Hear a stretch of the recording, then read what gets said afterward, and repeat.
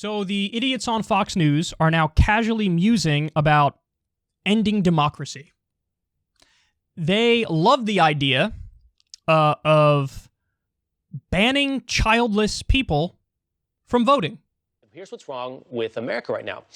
It's a normal fact of life that our leaders of our country tend to be people who don't have a personal or direct stake in it via their own offspring. So let's do this instead. Let's give votes to all children in the country, but let's give control over those votes to the parents of children. Doesn't this mean that non-parents have as much of a voice as parents right now, he's saying? Doesn't this mean that parents should get a bigger say in democracy and its function? So I can see your face, Pete. You're going through it just like me. I don't know. First of all, I think it's an interesting idea. I'm into interesting ideas. Let's think about it. Let's talk about it.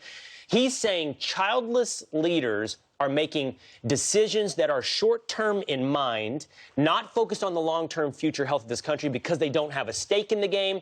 Parents have a stake in the game. They have children. So give parents a bigger say. That means Rachel would get 9 votes. I would exactly get a right. lot of votes. Right.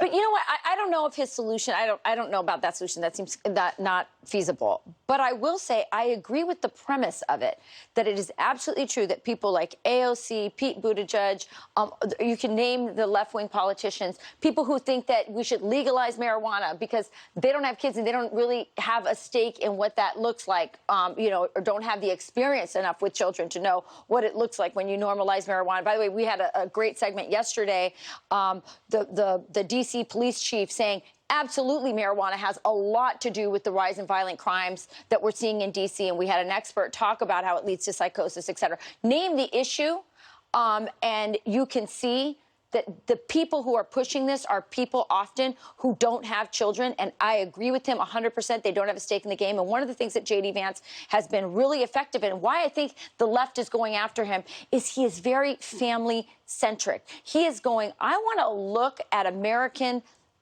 political policy, look at policy and go look at it through the lens of family, look at it through the lens of America's workers.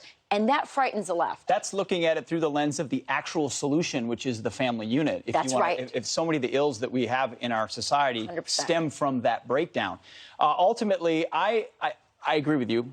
Not a feasible policy, but what it is in principle is a reflection of the fact that what Ronald Reagan said: freedom is never more than one generation away from extinction. You don't pass it to the next generation in the bloodstream. It has to be inculcated. And if you're Alexandria Ocasio-Cortez, our favorite comrade, and you've said the world's going to end in 12 years, what do you care? That's incredible. I mean, there's so much there. Look at their assumption. And I can't believe they're dumb enough to not know this is bullshit. Their assumption is like, well, if you don't have children, obviously you don't care about making sure life on this planet continues and is functional and positive and peaceful. Why would you assume that? What a ridiculous assumption.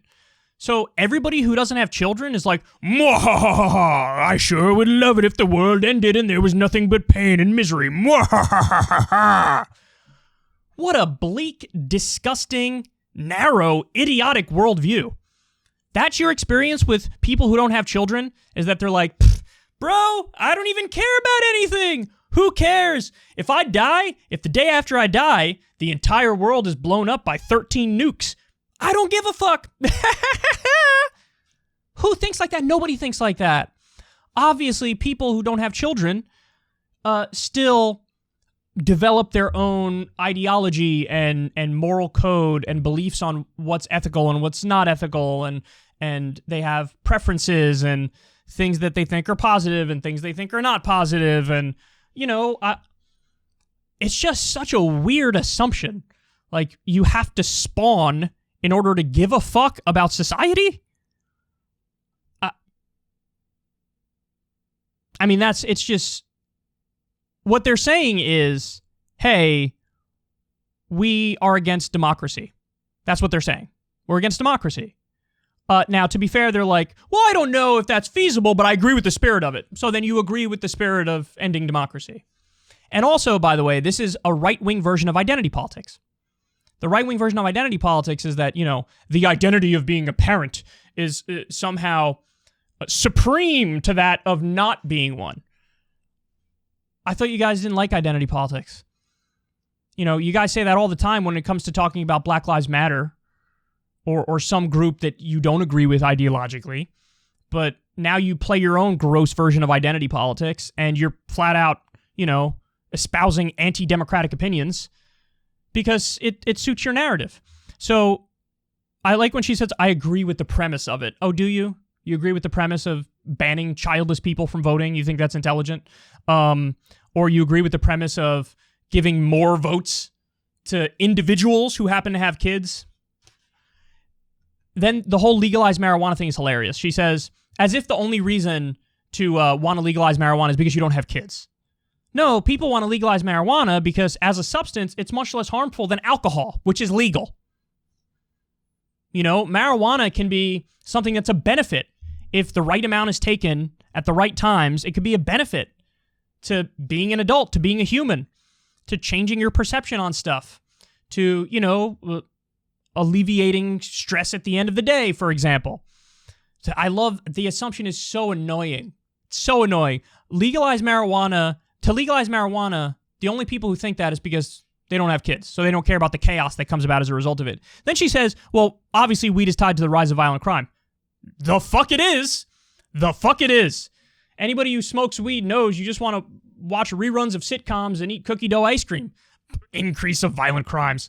By the way, alcohol is probably much more tied to violent crime. But I also don't think that means we should ban alcohol, because that doesn't mean everybody who drinks alcohol is going to do a violent crime. That'd be ridiculous. She said, oh, the DC police chief said it. Well, then that guy's a fucking idiot. I don't care if he said that. He's a dumbass. What a stupid idea. Weed leads to a rise in violent crime. Ridiculous. There's definitely a causation correlation problem with that, and it's super clear. And then the final point is, she says, or one of them says, oh, they don't like J.D. Vance, who's this guy who's pretending to be a populist and he's a Republican. They're like, oh, they don't like that he's so family-centric. And I find that hilarious because this is from the same people. The Republicans have been arguing against the expanded child tax credit. The expanded child tax credit is being pushed by Democrats. And Republicans are against it. So Republicans are not pro-family on that front, and Democrats are.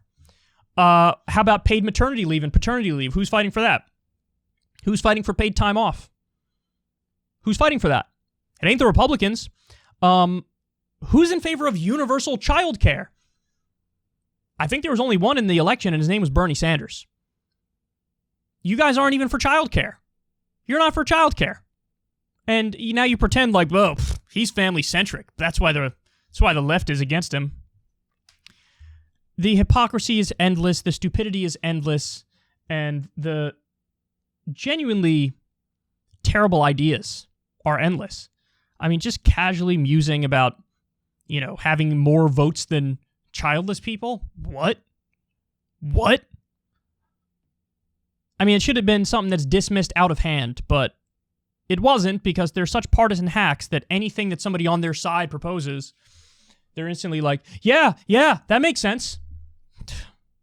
Don't be like these people, because they're embarrassingly dumb.